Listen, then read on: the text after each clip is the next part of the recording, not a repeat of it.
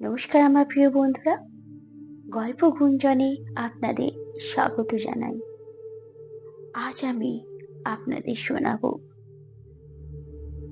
অতিক্ত আত্মা। আমি মায়া, বিদেশে স্বামীর সাথে থাকি। আমার স্বামী একজন ডাক্তার। আমাদের দাম্পত্য জীবন বেশ সুখী ছিল। আমার বিয়ে হয়েছে মাত্র 1 বছর হলো।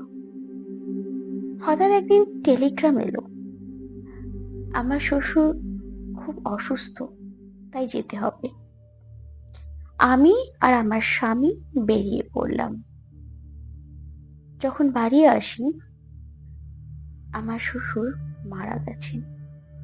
বাড়িতে শোকের ছায়া। আমার স্বামী শ্বশুরের একটি মাত্র সন্তান, তাই সমস্ত কাজ তার হাতেই সম্পন্ন হলো। বিয়ের আগেই শাশুড়ি মারা গেছেন, আর এখন আমার শ্বশুর। বাবা মাকে হারিয়ে আমার স্বামী আজ খুবই শোকাহত। এরই মধ্যে শুনলাম আমাদের বাড়ির অনেক পুরনো চাকর হরি মারা গেছে। তার দুদিনের মধ্যেই বাড়ির দারোয়ান পুরোপুরি পঙ্গু হয়ে গেছে। ব্যাপারটা একটু অদ্ভুত ঠেকলো। স্বামীকে জিজ্ঞেস করায় বলল এমন কিছু বিষয় নয়। আর কিছু জিজ্ঞেস করার আগেই সে বেরিয়ে পড়ল। শ্বশুরের বিষয় সম্পত্তি ব্যাপারে একটা মামলা কোর্টে চলছিল, এই কারণে তাকে শহর যেতে হবে, আর বেশ কিছুদিন এখানে আসা হবে না। আমাকে এই বাড়িতে রেখে উনি চলে গেলেন। আমি ঘরে খাটের একপাশে বসে আছি। এমন সময় বাড়ির কাজের মেয়েটি ঘরে ঢুকেই বলল, আমার পাওনা গন্ডা মিটিয়ে দাও বৌদিমণি, আমি আর এখানে কাজ করবনি। যা সব হচ্ছে, এই বাড়িতে থাকতেও আমার ভয় লাগে, গা ছমছম করে। আমি বললাম, গা ছমছম করবে কেন? এ বাড়ি কি ভূতের বাসা নাকি?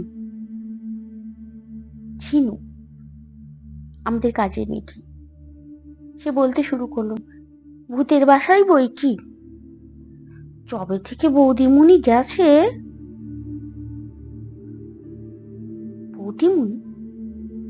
বৌদিমণি আবার কে? আমি? না না, তুমি না। তাহলে কে?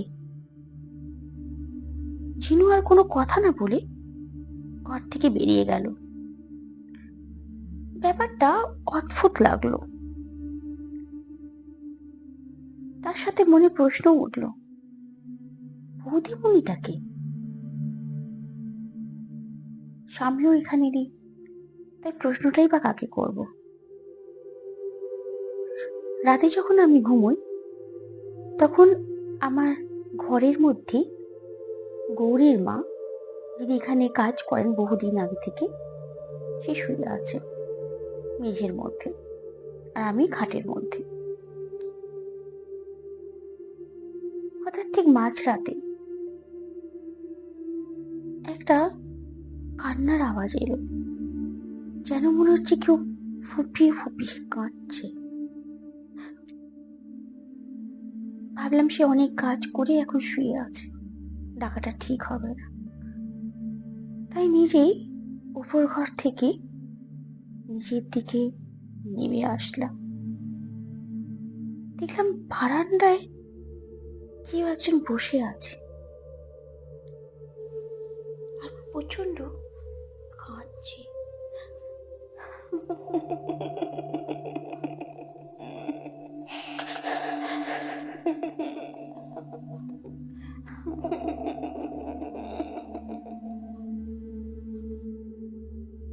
আমি কাছে যেতে সে চুপ করে গেল।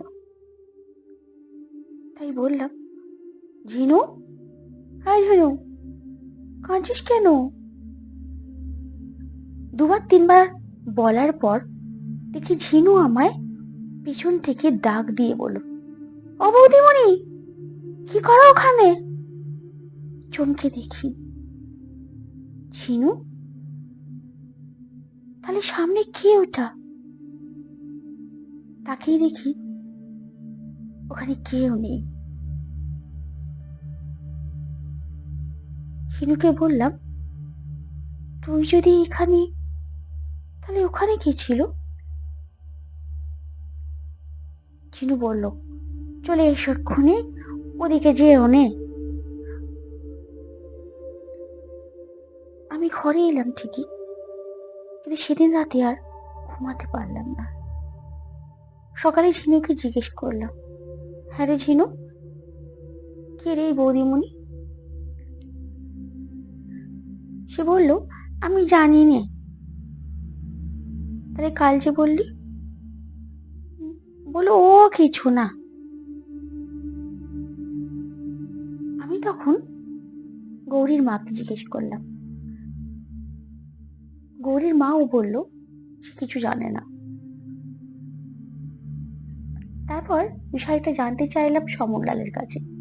সমনলাল আমাদের বাড়ির বাগান দেখাশোনা করে একজন মালি। সেও আমায় কিছুই বলল না। ঝিনুকে অনেক জোরাজুরি করার পর সে বলল, আমি যখন এখানে আসি তখন শুনি যেখানে বৌদিমণির নাম, কিন্তু আমি দেখিনি। আগে যে কাজ করতো সুজাতা পিসি, সে জানতে পারে। আমি বললাম, গৌরীর মা কিছু জানে না? বললো, গৌরীর মা আমার কিছুদিন আগে এখানে এসেছে। আসলে পুরোনো কাজের লোকগুলো সবাই ছেড়ে চলে গেছে, শুধু হরি কাকা আর দারোয়ান বাহাদুরি এখানে ছিল, তাই আমি কিছু জানিনি। শুধু বৌদিমণির কথা একটু সুজাতা পিসির কাছে শুনেছিল।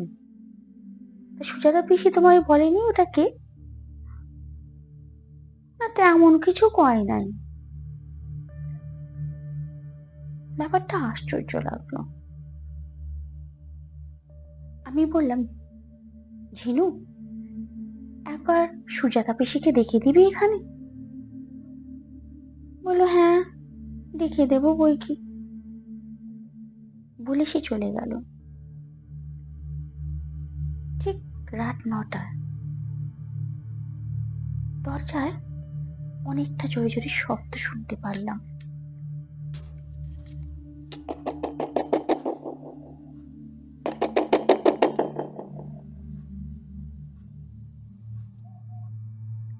দেখি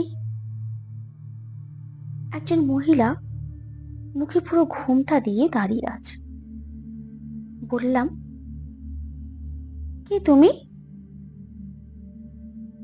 সে খুব গম্ভীর ভাবে বলল, আমি সুজাতা। আপনি কি আমায় দেখেছিলেন? হ্যাঁ, কিন্তু এত রাতে? হ্যাঁ, আসতে অনেক দেরি হয়ে গেল। কেন ডেকেছিলেন আপনি? আমি জানতে চাই এই বৌদিমণিটাকে। কেন, আপনি জানেন না? না, জানি না। কে? দাদাবাবু আপনাকে কিচ্ছু বলেনি? না, বলেননি। কে এই বৌদিমণি? দাদাবাবুর প্রথম বউ উনি। কি কি বলছো এসব? হুম, ওই বাগান বাড়িতেই উনি পুড়ে মারা গেছিলেন। ঠিক এই রকম পোড়া। উনি ওনার ঘোমটাটা সরালেন। একটা বীভৎস পোড়া মুখ আমার সামনে দাঁড়িয়ে আছে। আমি সেটা দেখে জ্ঞান হারাই। যখন জ্ঞান ফেরে তখন গৌরীর মা, ঝিনু, সমনলাল আর আমার স্বামী সবাই আমার কাছে আছে। বলল, কি হয়েছে? আমি বললাম, কাল সুজাতার মা এসেছিল। ইস, কি বিভৎস পোড়া মুখ ওর। চিনু সঙ্গে সঙ্গে বলে উঠল, সুজাতার মা এসেছিল? কিন্তু বৌদিমণি, আমি যে কাল জানতে পারলাম ওদের বাড়ি গিয়ে সুজাতার মা তো কতদিন আগে মারা গেছে গো। বলিস কি তুই? সুজাতার মা মারা গেছে? হ্যাঁ গো বৌদিমণি। তাহলে কাল কাল রাতে কি এখানে এসেছিল? বলতে বলতে আমি স্তব্ধ হয়ে গেলাম। আমার স্বামী গম্ভীর গলায় বলল, মায়া, কি হয়েছে? বিষয়টা বলো দেখি। ঝিনু, কি হয়েছে? তখন আমি বললাম, তোমার কি আগের পক্ষের বউ আছে? আমার স্বামী সবাইকে বাইরে যেতে বলল। সবাই একের পর এক বাইরে চলে গেল। আমার দিকে তাকিয়ে বলল, হঠাৎ এই ধরনের কথা কেন বলছো? আমি তাকে আবার প্রশ্ন করলাম, সত্যি করে বলো, তোমার কি আগের পক্ষে কোনো স্ত্রী ছিল? ছিল। কই, আমাকে তো বলনি। কি হবে শুনে? কি হবে শুনে মানে? তোমার আগের পক্ষে একজন বউ ছিল আর আমার জানার কোনো অধিকার নেই? উফ, তোমার বাবা তো সবই জানে। আমার বাবা সব জানে? হুম তিনি কেন বলেননি? তো আমাকে তো কিচ্ছু বলা হয়নি। আমি রূপসা নামে একটা মেয়েকে ভালোবেসে বিয়ে করেছিলাম। আমার বাবা মা তাকে মানেননি। কিন্তু হঠাৎই একদিন সে বাগান বাড়িতে পুড়ে মারা যায়। আমি বিয়ে করতে চাইনি তোমায়, কিন্তু আমার মা মৃত্যুশয্যা অবস্থায় থাকতে থাকতে বলে যান যেন আমি তোমায় বিয়ে করি, আর তোমায় যেন আমি কিছু না বলি। তাই আমি তোমায় বিয়েটা করেছি। বিষয়টা শুনে অবাক হয়ে গেলাম। এত বড় একটা কথা আমাকে আমার বাড়ির লোক কেউ জানায়।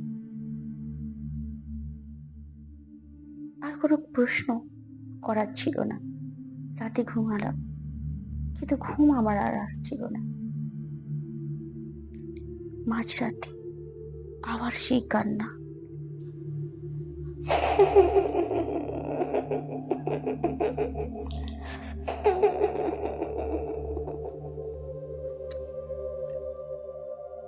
আমি এবার আর ভয় না পেয়ে সিঁড়ি চলতে শুরু করলাম। কোথা থেকে আসছে এই কান্নার আওয়াজ?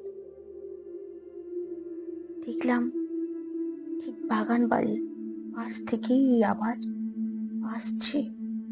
কি আর্তনাদ, কি আর্তনাদের কান্না! কি দেখি একটা মেয়ে প্রচন্ড কাঁদছে। আমি যেই ওকে জিজ্ঞেস করলাম, কে তুমি? তার বিভৎস মুখ আমার দিকে তাকিয়ে বলতে শুরু করলো, আমি আমি রূপসা, কাউকে ছাড়বো না। আমি রূপসা। কেন? কে কি করেছে তোমায় যে তুমি কাউকে ছাড়বে না? আমাকে এরা পুড়িয়ে মেরেছে। আমার শ্বশুর, শাশুড়ি, বাড়ির চাকর, এরা সব বলেছিল। আমি তো অন্ত সত্তা ছিলাম, তাহলে কেন? বললাম, দোহাই তোমার, সবাই তো চলে গেছে, আর কেন? স্বামীকে নিয়ে যাব যে।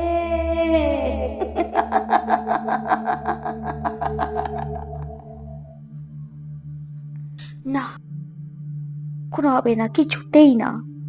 তুমি কখনো আমার স্বামীকে নিয়ে যেতে পারো না। তোমার স্বামী কোথায়? তোমার স্বামী তো নয়, ও আমার, শুধু আমার।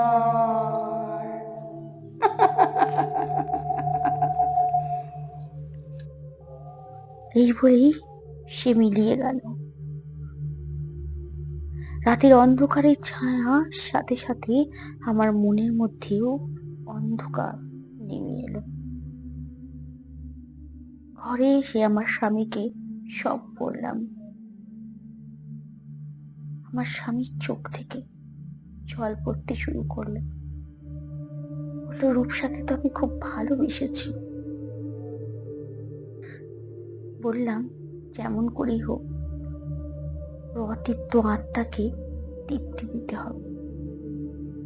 বাইরে থেকে অনেক বড় বড় গুণী মানবদের ডেকে আনলাম, যারা পুজো পাঠের মাধ্যমে এই অতৃপ্ত আত্মাকে শান্তি দিল।